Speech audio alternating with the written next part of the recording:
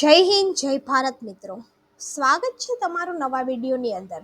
આ વિડીયો છે એની અંદર આપણે ચર્ચા કરીશું કે ડ્રાઇવિંગ લાઇસન્સ છે એ કઈ રીતે કઢાવવું, ડ્રાઇવિંગ લાઇસન્સને ક્યારે રિન્યૂ કરાવવું પડે છે, રિન્યૂ કરાવવા માટે શું માપદંડ છે અને ડ્રાઇવિંગ લાઇસન્સને લગતા જેટલા પણ તમારા પ્રશ્ન છે એ દરેક પ્રશ્નના જવાબ આપણા વિડીયોની અંદર મેળવીશું. તો જો એ પહેલાં ચેનલની અંદર નવા છો તો ચેનલને સબસ્ક્રાઈબ જરૂરથી કરી દેજો અને ચેનલ છે એને બીજા લોકો સુધી પણ શેર કરી દેજો. હવે આપણે વાત કરીએ તો ઘણા બધા કાર્યની અંદર આપણે આપણી ક્ષમતાને સાબિત કરવી પડે છે અને ભારત સરકાર પાસેથી પરવાનગી છે એ લેવી પડે છે. હવે ડ્રાઇવિંગ લાઇસન્સ તેમાંની એક છે. તેને બનાવવાની એક નિશ્ચિત ઉંમર હોય છે અને આ માટે ડ્રાઇવિંગ ટેસ્ટ છે એ પણ તમારે આપવી પડે છે. પરીક્ષા પાસ કર્યા પછી જ સરકાર વાહન ચલાવવાની પરવાનગી છે એ આપે છે. હવે મોટર વ્હીકલ એક્ટ 1988 મુજબ ડ્રાઇવિંગ લાઇસન્સની માન્યતાની એક અવધિ હોય છે. આ પછી તેને રિન્યૂ છે એ કરાવવું પડે છે. હવે રિન્યૂ ન કરાવવા બદલ દંડ છે એ પણ ભરવો પડે છે. અને આ ઉપરાંત ડ્રાઇવિંગ લાઇસન્સ સંબંધિત ઘણા બધા પ્રશ્ન લોકોના મનમાં હોય છે, જેમ કે ડ્રાઇવિંગ લાઇસન્સ મેળવવાની પ્રક્રિયા શું છે, કયા ડોક્યુમેન્ટ્સ જોઈ છે, કેટલી ફી છે, માન્યતા ક્યાં સુધીની હોય છે, એ બધી ચર્ચા આપણે આ વિડીયોની અંદર કરવાના છીએ. એ પહેલાં ચેનલની અંદર નવા છો તો ચેનલને સબસ્ક્રાઈબ જરૂરથી કરી દેજો. હવે સૌથી પહેલાં તો નવો ડ્રાઇવિંગ લાઇસન્સ તમારે મેળવવું હોય તો એના માટેની પ્રક્રિયા શું છે અને ડ્રાઇવિંગ લાઇસન્સ છે એ રિન્યૂ ક્યારે કરવું પડે. હવે ડ્રાઇવિંગ લાઇસન્સ છે શું? ડ્રાઇવિંગ લાઇસન્સ જે છે એ એક સત્તાવાર ડોક્યુમેન્ટ છે કે વ્યક્તિને વાહન ચલાવવાની કાનૂની પરવાનગી છે આપે છે. આપણે વાત કરી આગળ મોટર વ્હીકલ એક્ટ 1988 મુજબ વાહન ચલાવવા માટે ડ્રાઇવિંગ લાઇસન્સ ફરજિયાત છે અને લાઇસન્સ ધારકનો ફોટોગ્રાફ અને અન્ય નોંધણી નંબર આની અંદર હોય છે. સૌપ્રથમ તો ડ્રાઇવિંગ લાઇસન્સમાં લર્નિંગ લાઇસન્સ આપવામાં આવે છે, જે ડ્રાઇવિંગ શીખવા માટે મહત્વનું છે અને રોડ ટેસ્ટ તમે પાસ કરી દો ત્યારબાદ તમને પરમનન્ટ લાઇસન્સ છે એ પણ આપવામાં આવે છે. આ ઉપરાંત જે લોકો ટ્રક, બસ વગેરે જેવા કોમર્શિયલ વ્હીકલ ચલાવે છે એના માટે કોમર્શિયલ ડ્રાઇવિંગ લાઇસન્સ છે એ પણ સરકાર દ્વારા જારી કરવામાં આવ્યું છે. લાઇસન્સ મેળવવું કઈ રીતે? હવે જો તમે જે કોઈ પણ રાજ્યની અંદર રહો છો તે રાજ્યના પ્રાદેશિક પરિવહન સત્તા એટલે કે આરટીએ અથવા તો પ્રાદેશિક પરિવહન કાર્યાલય આરટીઓ દ્વારા જારી કરવામાં આવે છે અને એના માટે લેખિત પરીક્ષા અને રોડ ટેસ્ટ પરીક્ષા છે એમાંથી તમારે પાસ થવું પડે છે.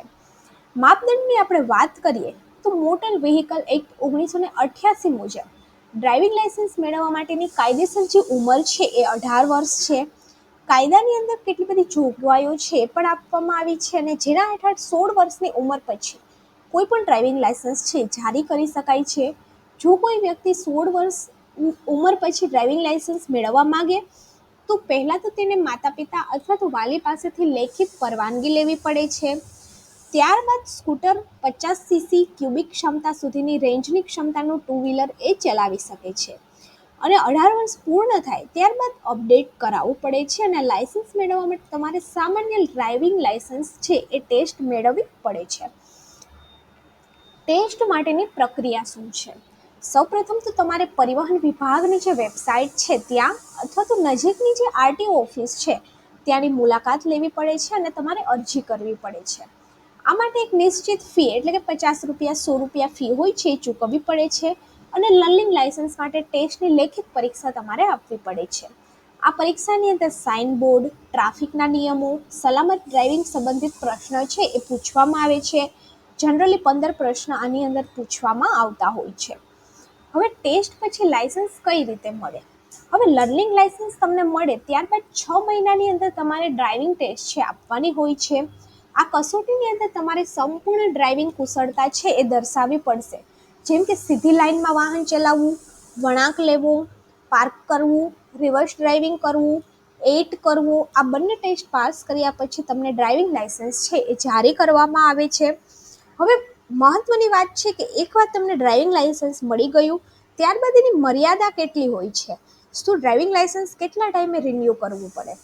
તો મોટર વ્હીકલ એક્ટ 1988 મુજબ ડ્રાઇવિંગ લાઇસન્સ છે એ જારી થયાની તારીખથી 20 વર્ષ માટે અથવા તો જો ધારક 40 વર્ષની ઉંમરે ડ્રાઇવિંગ લાઇસન્સ પ્રાપ્ત કરે તો તો જે વહેલું હોય તે માન્ય રહે છે. 40 વર્ષની ઉંમર પછી ડ્રાઇવિંગ લાયસન્સ 10 વર્ષ માટે જારી કરવામાં આવે છે અને પછી તમારે દર 5 વર્ષે એને રિન્યૂ કરવું પડે છે. ડ્રાઇવિંગ લાયસન્સની મુદત પૂરી થયાના 1 વર્ષની અંદર રિન્યુઅલ માટે ડ્રાઇવિંગ ટેસ્ટ છે આપવી પડે છે અને આ ટેસ્ટ ખાતરી કરે છે કે અરજદાર સુરક્ષિત રીતે હજુ પણ વાહન ચલાવી શકે છે કે નથી ચલાવી શકતું. હવે જો તમે ડ્રાઇવિંગ લાયસન્સને રિન્યૂ ન કરો તો શું થાય? જો વ્યક્તિ 1 વર્ષ સુધી પોતાનું ડ્રાઇવિંગ લાયસન્સ રદ થઈ ગયું છે અને રિન્યૂ નથી કરાવતું તો તેનું લાયસન્સ રદ કરવામાં આવે છે અને ફરીથી એમને નવું લાયસન્સ છે એ બનાવવું પડે છે.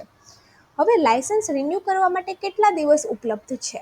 હવે એકવાર તમારું લાયસન્સ સમાપ્ત થઈ જાય, એટલે કે ક્યારે સમાપ્ત થાય? તમને લાયસન્સ મળી જાય એના 20 વર્ષની અંદર અથવા તો તમારી ઉંમર 40 વર્ષની થાય ત્યારબાદ તમારે આને રિન્યૂ કરવું પડે છે અને 30 દિવસ સુધી માન્ય રહે છે. 30 દિવસની અંદર તમારે એને રિન્યૂ કરવાનું હોય છે અને રિન્યૂ કરવા માટે તમારે કોઈ પણ ફી છે એ નથી ચૂકવવાની હતી.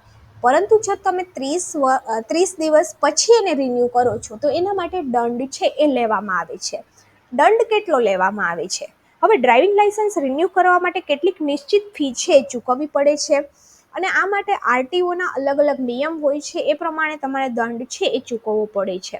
જેમ કે 200 રૂપિયા હોય છે અથવા તો 300 રૂપિયા હોય છે. આ રીતે તમારે ચાર્જ છે અમુક ચૂકવવાનો હોય છે. તો જો વિડીયો સારો લાગ્યો હોય તો વિડીયોને લાઇક કરી દેજો અને ગવર્મેન્ટ સાથી ચેનલને સબસ્ક્રાઈબ કરી દેજો. આવી જ નવી નવી માહિતી જાણવા માટે ચેનલને તમારા સગા સંબંધીઓ અને તમારા નજીકના દોસ્તો સુધી પણ શેર કરી દેજો.